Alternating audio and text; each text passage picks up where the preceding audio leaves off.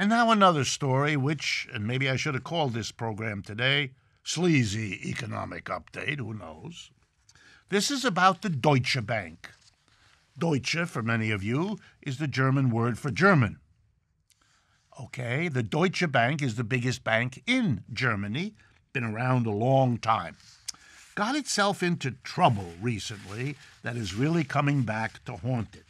To tell you about this, I have to explain. It begins with a small branch bank in Estonia, that little country in the north, on the North Sea, surrounded in part by Russia. A small bank in Estonia, a branch bank, would normally not do much business, but this was an exception. This was a branch of a Danish bank called Danske Bank. Okay? So much for Danske Bank, which is a significant Danish bank. Handling the transactions for Danske Bank, since it's a relatively small bank, was the huge Deutsche Bank. Now, here comes the interesting part. Over the last 8 years, something on the order, get ready now, of $180 billion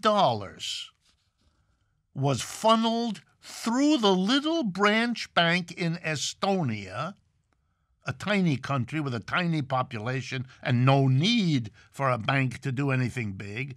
An enormous amount of money went to the Estonian bank, which was a branch of the Danske Bank, which moved the money from Estonia to Denmark, which in turn processed it through the Deutsche Bank. And of course, each bank took a cut of all of this mass money. What was the money?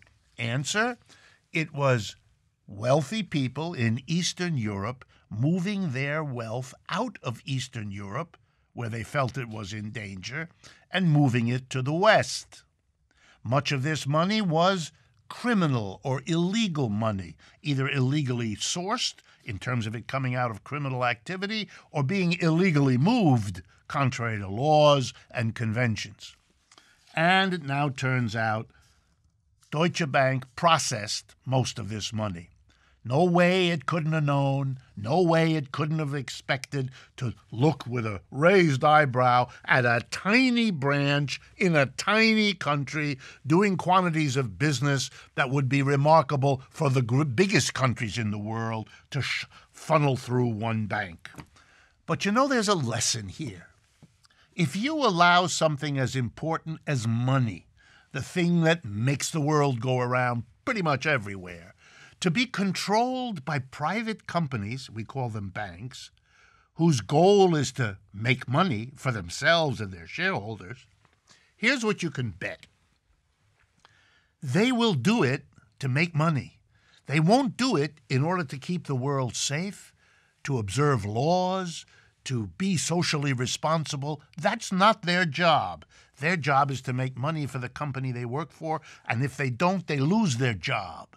So we have allowed a system to develop that produces these crises and these illegal, immoral, unethical activities by banks over and over again.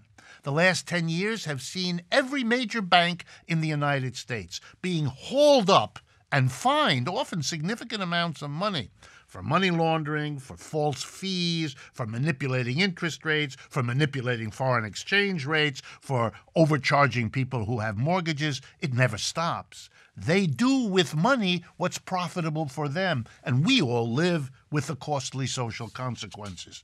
The system is the problem.